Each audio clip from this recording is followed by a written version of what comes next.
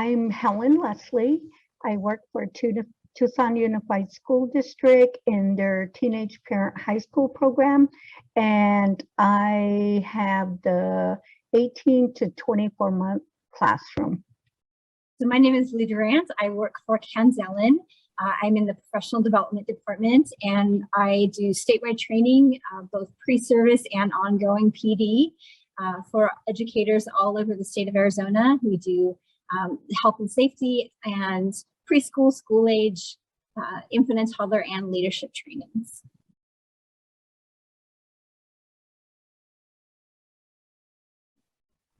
We know that every single interaction a child has, both positive and negative, impacts the brain and developing those pathways. And so, of course, we want to have good quality interactions, great attachments, great relationships.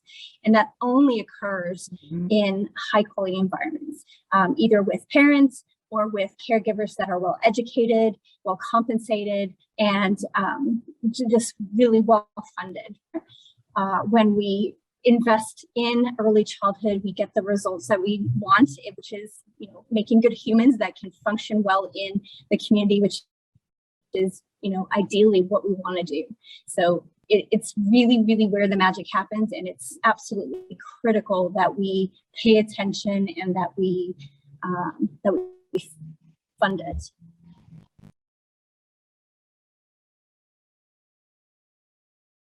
I have done a lot of trainings and a lot of participated in a lot of professional development and other things that, about early brain development and how it's so important to get those connections physically, emotionally, mentally, and for the babies, for the little ones, the birth through 5. And I wanted to really go more in depth with what is the age appropriate practices for the population that I work with. I wanted to make sure that I was, targeting the areas that were really, really needed between 18 and 24 months.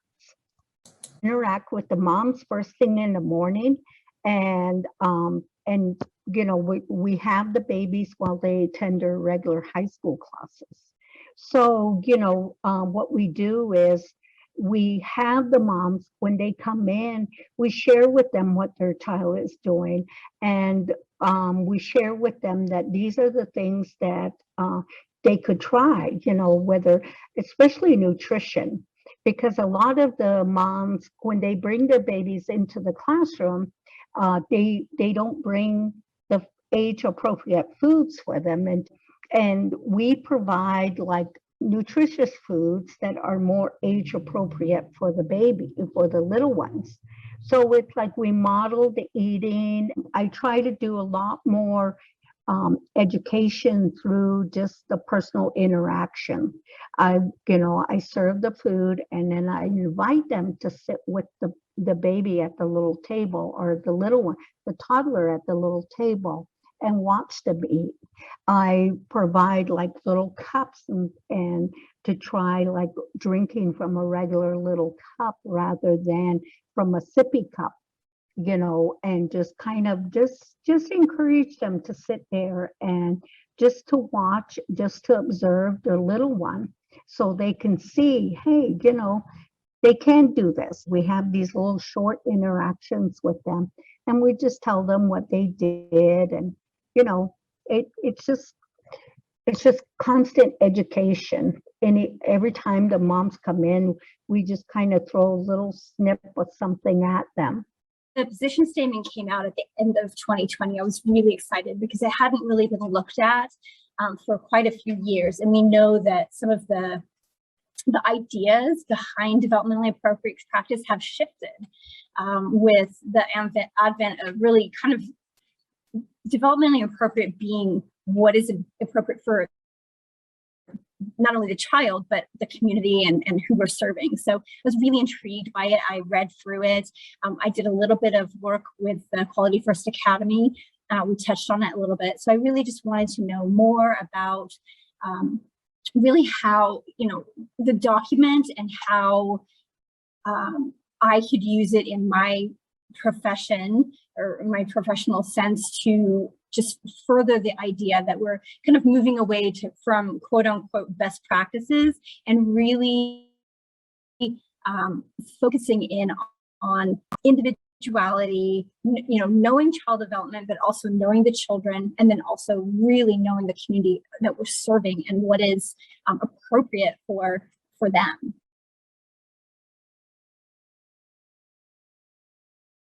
The very first session, intentional decision making, which was very, very important to me, because it was like, we as educators need to be intentional about how we interact with the children.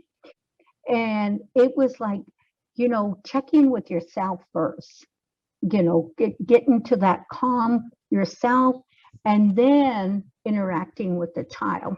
And, developmental appropriate practices is that knowing where you are, and knowing where this child is. Like this year, we ended up combining the 12-month-old all the way to the 24-month-old and setting up what is appropriate. How can we mesh these two groups of toddlers together and make sure, and knowing that we can provide a safe environment. Even though it was a common theme throughout the whole day or the whole symposium, really what touched me the most, I think, was how the new DAP statement really should be layered with the new equity statement. That is what the research is showing us, that we cannot have developmentally appropriate practice without our eyes on equity.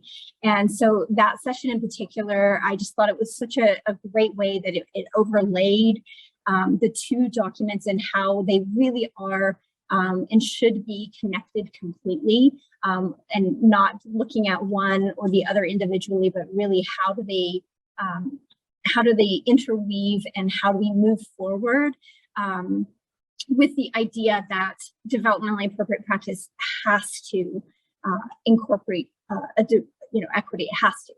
If not, we're not providing developmentally appropriate practice for all children. I'm actually going to be using what I learned in my actual work as I move forward professionally.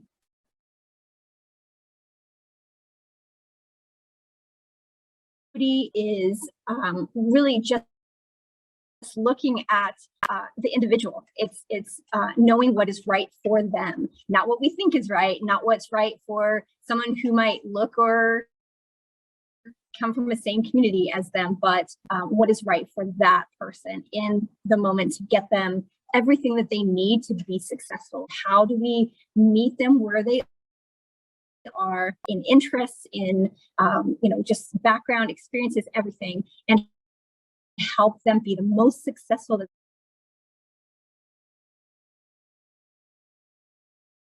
I have worked in early childhood for many years. I worked with the Head Start program. I worked at a therapeutic preschool, children who've experienced trauma. And now I'm with the teenage mom population. And it is so important to keep learning, to not stop. There is so much research that has happened since I started in early childhood, which was over 20 years ago. And in every year and every step of the way, the more research that is done, the more we learn about brain development. It is so, so important to continue to learn, to continue to attend any kind of professional development. Whatever you can use it all. You can't stop learning.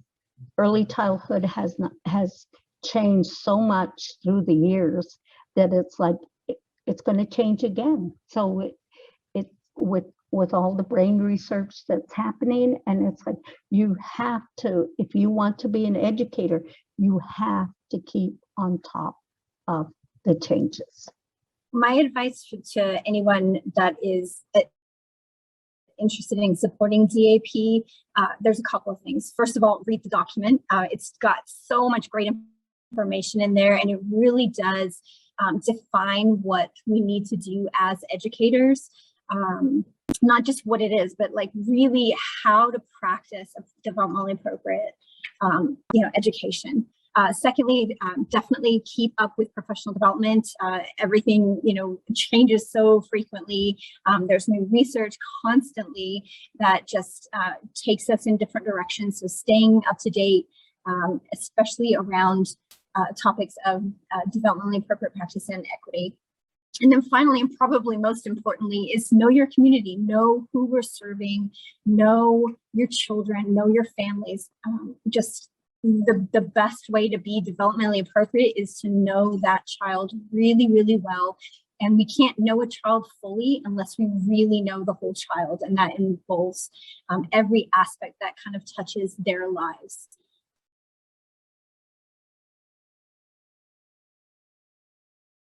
We have a really diverse population at our school, and really taking into account the diversity, the family dynamics, all the way from grandparents raising grandchildren and their babies to these young moms being on their own without a support system. And it is so, it's just, you really, really have to know what you're teaching, what they're looking to you for, what kind of support they're looking for from you. It's development appropriate practices doesn't just include the little ones. It includes the whole family. We have to really include everyone in the practice. Have conversations. People outside of the early childhood field don't really fully understand what we do and the importance of it. Have those conversations. I always been someone there, if they give me a little bit of an in, I will talk for hours about early childhood. It's just that important. And to just kind of try to stop some of the misunderstanding that's happening out there, that it's that it's not important, but it's probably the most critical time in life for children.